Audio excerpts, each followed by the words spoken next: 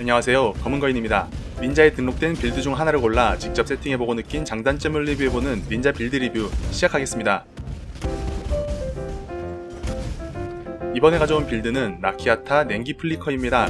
대밀리 리그에 힘입어 선조 토템을 사용하지 않아도 되는 엄청난 편의성 패치를 받아버린 플리커는 PoE를 하는 유저라면 한 번쯤은 해봐야 하는 낭만 있는 스킬입니다. 저 또한 매 리그마다 플리커를 찍먹하고 리뷰를 했던 유저로서 이전 리그에서는 레이더로, 그 전 리그에서는 트릭스터로 CI 플리커를 리뷰했었습니다. 이번 리그에 와서야 지능을 올리는 4파 플리커가 아닌 냉기 피해로 딜 스케일링을 하는 정품 플리커를 리뷰하게 되었고, 이번에 리뷰할 빌드는 라키아타의 춤을 사용하는 슬레이어 냉풀입니다.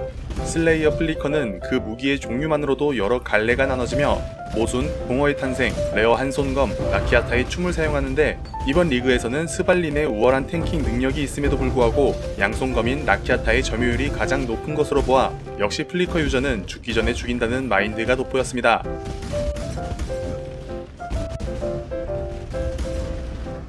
라키아타의 춤은 적의 원소 저항을 반대로 간주하는 옵션으로 인해 저항을 깎는 일련의 작업이 필요하지 않아 그만큼 다른 스펙을 올릴 여지가 있는 메리트가 있습니다.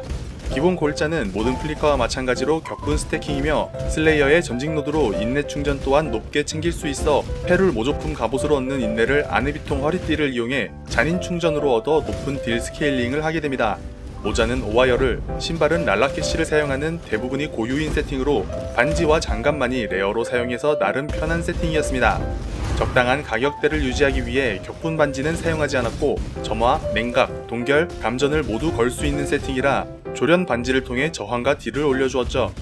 플리커답지 않게 방어 기제로 주문 억제와 방어 상승, 육체와 돌, 모래태세를 사용하며 나름 단단해 보이게 세팅이 가능한 것이 장점이었습니다. 원소의 순수함으로 저항과 상태 이상에 대비했고, 감시자의 눈 옵션으로 카오스 저항까지 끌어올려 전창조를 사용했을 때 75% 카오스 저항이 되도록 세팅이 되는 부분도 매력적이었지만 가장 인상 깊었던 점은 역시 팅크의 사용이었습니다. 플라스크에서는 이번에 편입된 팅크를 사용했는데 가동률은 처참한 수준이지만 딸깍 한 번으로 DPS가 50%가 올라가기 때문에 보스전에서 한 번씩 사용해 순간 DPS를 극단적으로 늘릴 수 있었습니다. 치명타 확률을 맞추기 위해 감시자의 눈에서 증오 치명타 확률을 사용했으나 증오의 너프로 인해 이번 빌드 한정 분노보다 못한 효과를 보였습니다.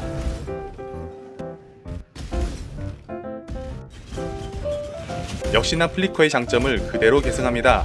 빠른 움직임으로 막힘없는 클리어링이 최대 장점으로 얼음의 전령의 폭발 효과로 한층 높은 수준의 매력적인 사냥이 가능했죠. 기본적인 방어 기제의 투자로 대부분의 상황에서 버티기가 가능했고, 라키아타의 낮은 치명타 확률은 전직 노드로 해결하고 흡수 또한 전직 노드로, 마무리 타격도 전직 노드로 전부 해결해버리는 슬레이어만의 미친 성능을 한층 끌어올린 세팅이었습니다. 팅크로 폭발적인 순간 DPS 또한 가능해 매핑에서는 적어도 딜이 부족한 일이 없었고, 16티어 8모드에서의 탈주 거인런도 막힘없이 할 수 있는 딜링 능력이 있었습니다. 다만 장시간 사냥을 할 때 어지러움증을 호소할 만한 사냥 방식이 호불호가 있었고, 운전자의 판단 능력과 운용 능력에 따라 빌드의 가치가 천차만별이 되었습니다. 제대로 파고든 적이 없는 저로선 안전하게 운전할 능력이 부족했고, 빠른 속도에 취해 안 죽어도 되는 상황에서 죽는가 하면 보스전에서 하염없이 스킬만 누르다가 죽기도 했죠. 이로 인해 17티어의 매핑은 수월했지만 보스전에서 제대로 보스를 잡기 어려운 상황에 처했고, 이는 순전히 운전자의 손가락에 달린 문제라고 보였습니다.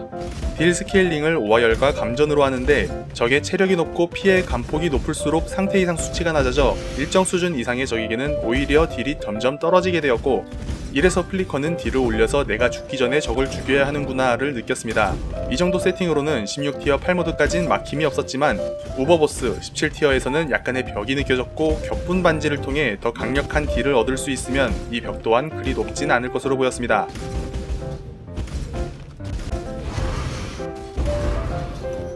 매핑 8점, 보스 7점, 편의성 7점, 빌드 코스트 260디바인입니다. 매핑은 더할 나위 없이 빠르고 속도감 있는 플레이가 가능했지만 오히려 이 빠른 속도에 취해 막 움직이다가 손해를 보기도 했으며 유저에 따라 어지러움이 있을 수 있어 적당히 높은 점수를 주게 되었습니다. 보스 또한 팅크 딸깍으로 주살이 가능했지만 16티어와 일반 보스 한정이었고, 17티어 이상으로 올라가게 되면 스펙업이 필요해 보였습니다. 편의성 또한 그저 마우스 꾹 누르면 매핑이 저절로 되는 성능으로 높은 점수를 받기 충분했지만 아이템 주우러 다시 뒤로 돌아갈 때면 약간의 현타가 오기도 했습니다.